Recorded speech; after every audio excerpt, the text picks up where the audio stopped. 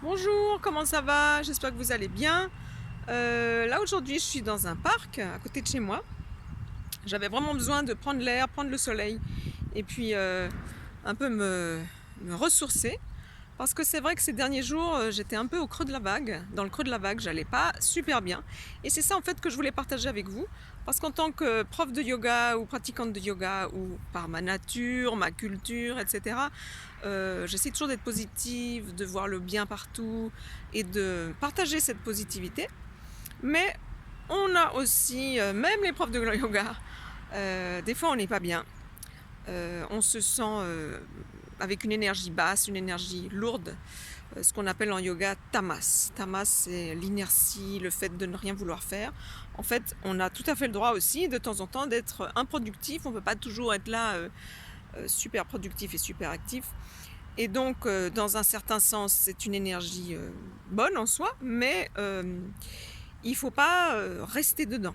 Donc, en fait, c'est ça que je voulais partager avec toi, parce que si c'est ce qui t'arrive en ce moment, comme c'est une période un peu compliquée, mais en fait, tu peux être dans cette énergie-là, pas seulement à cause de ce qui se passe depuis des mois, mais peut-être dans ta vie privée, dans ta vie personnelle, il t'arrive des choses, tu n'es pas bien. Donc, ce que je voulais te dire, c'est que, il faut accepter de ne pas être bien. On a le droit, dans notre société, on doit toujours tellement aller bien que même quand on nous demande comment vas-tu, on dit toujours bien, même si c'est pas vrai. Donc on a le droit de pas aller bien, première chose. On a le droit de vivre et on doit même vivre ses émotions. Il ne faut pas les refouler, il ne faut pas les nier. Mais numéro 2, il ne faut pas rester dedans et se rouler dedans, hein, si j'ose dire. Il faut essayer d'en sortir. C'est ce qu'on appelle dans le yoga Raja. L'énergie Raja, c'est l'énergie du guerrier qui te fait lutter, qui fait que tu as envie de te réveiller le matin et de faire des choses et d'être actif. Donc aujourd'hui, peut-être que je sentais cette énergie Raja, d'être active, de sortir de mon énergie lourde et dépressive comme ça. Et en fait, grâce à ce Raja, cette énergie du guerrier, en fait, on agit. Et ce qu'on essaie de faire toujours, c'est se rapprocher le plus possible de Sattva en yoga, ce qui est l'équilibre où on est en même temps agissant, actif, mais toujours dans le calme et la sérénité. Donc c'est ça vraiment qu'on cherche, Sattva.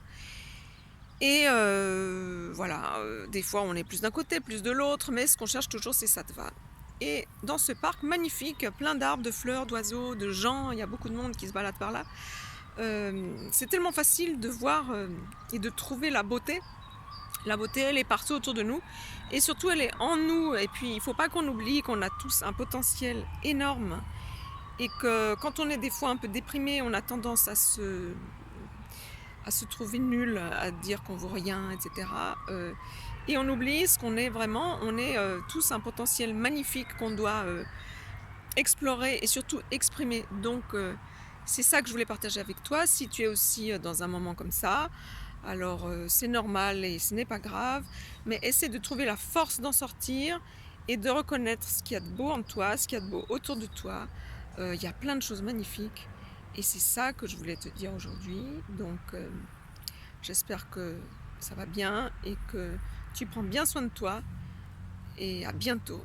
Namasté, à bientôt.